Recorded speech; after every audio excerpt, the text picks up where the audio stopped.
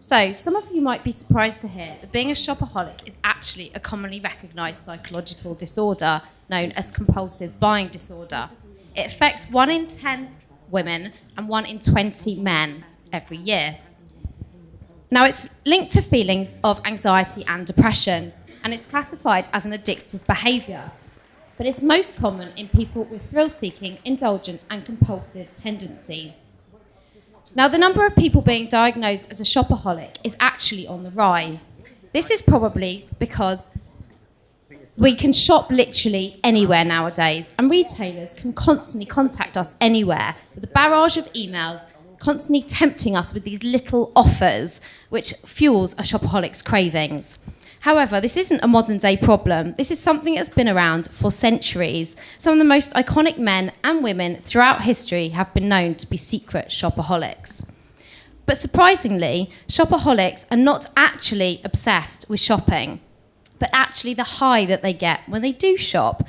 Therefore, a shopaholic will use any excuse under the sun to go shopping in order to satisfy their cravings. So, firstly, shopping is a fantastic stress reliever. Let's face it, it's far cheaper than a psychiatrist, and it's not called retail therapy for no reason. It provides women with a great excuse to spend a load of money while the men go off and play golf. So shopping actually provides shopaholics with a natural but very addictive high. This is caused by the release of endorphins in the brain when a shopaholic makes a purchase. The brain then actually links the positive emotions to the behaviour, reinforcing the addiction. This makes shopping extremely satisfying for a shopaholic. Let's face it, there are not a lot of activities that are that satisfying, and you have something to show at the end of it. So, being a shopaholic is actually one of the only socially acceptable addictive behaviours.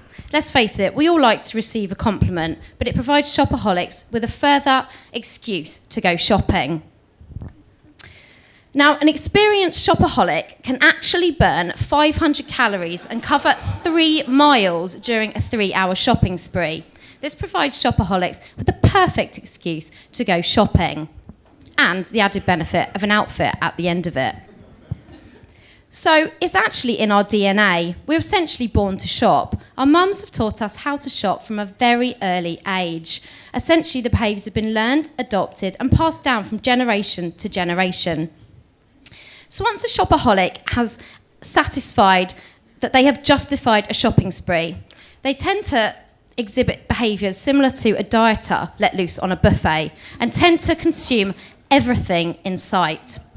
They will then use any excuse under the sun in order to justify each and every purchase, in order to convince themselves and those around them that everything they've bought is 100% justified and totally essential.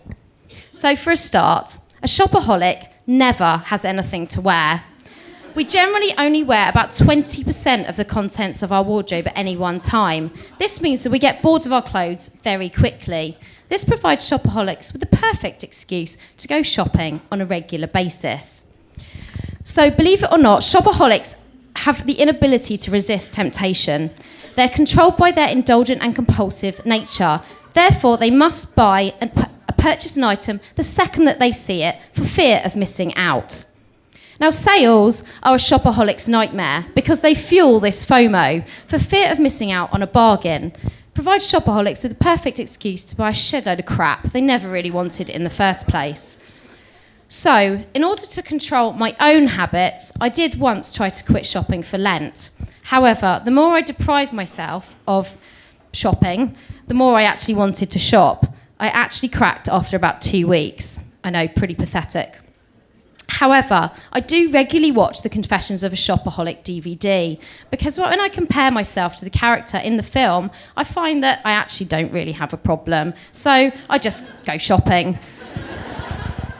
So in summary though, the economy needs shopaholics. We're essentially an essential part of society. We've basically saved Britain from the recession. So you're welcome, by the way. So on a day-to-day basis, I generally live by the shopaholic's prayer, and it goes something like this. God, grant me the frugality to reject the things I do not need, coupons to buy the things I do, and the wisdom to know the difference. Amen. My name's Liz, and I'm not ashamed to admit that I'm a shopaholic.